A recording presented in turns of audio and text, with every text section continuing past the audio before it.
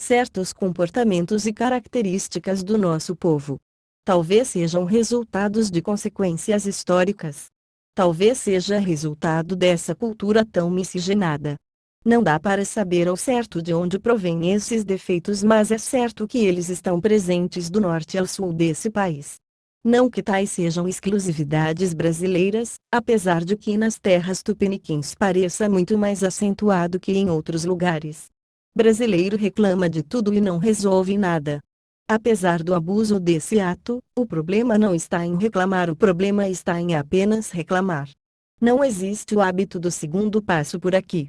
A pessoa reclama, xinga muito no Twitter, Facebook e fica por isso mesmo. A parte mais importante, que seria achar a solução para a reclamação, simplesmente é abandonada, transformando a atitude de reclamar em algo totalmente inútil. Há muito que a corrupção acompanha como uma sombra a história brasileira.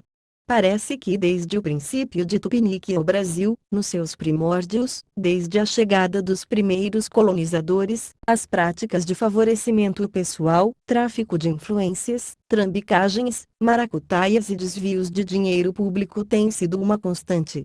Nada, entretanto, parece poder ser comparado com a situação atual. Todo mundo vê o descalabro. Então, por que a inércia?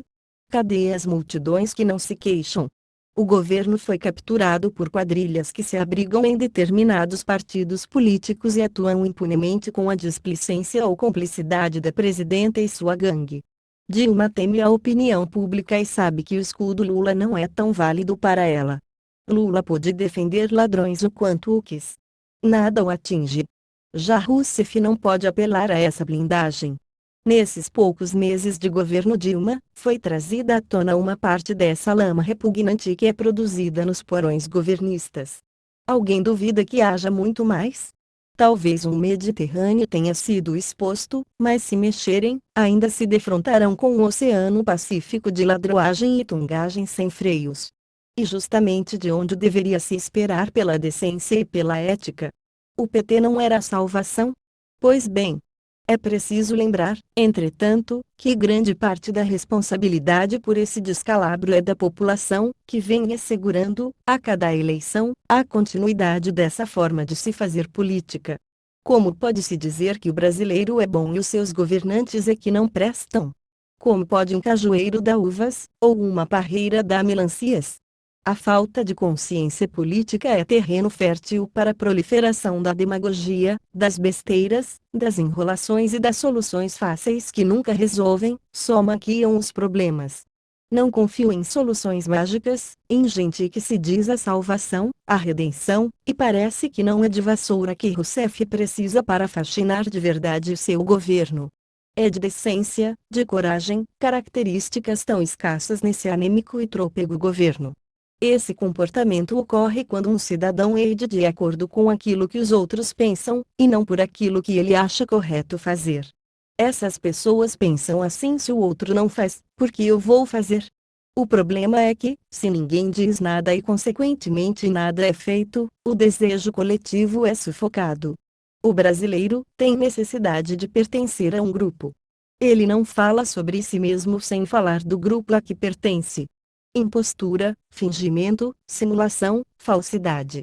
Dessas quatro facetas ligadas à definição da hipocrisia, provavelmente a menos conhecida é a impostura, como artifício para iludir, embuste, vaidade ou presunção extrema. De qualquer maneira, o que se ressalta aí é a presença da mentira. No caso da hipocrisia, a mentira social por excelência. O conceito mais comum de hipocrisia seria o ato de fingir ter crenças, virtudes, ideias, devoção, comportamento e sentimentos para alcançar o apreço público, mesmo sendo o acusador vítima da sua própria crítica. Ou seja, o assassino que condena o homicídio, o funkeiro que critica a música ruim do latino, o analfabeto que reclama da falta de leitura do povo. Brasileiro adora uma boa hipocrisia. São tantos os exemplos para provar essa última afirmação que até fiquei em dúvida sobre qual deveria escolher. Optei pelo mais conhecido: brasileiros versus emissoras de TV.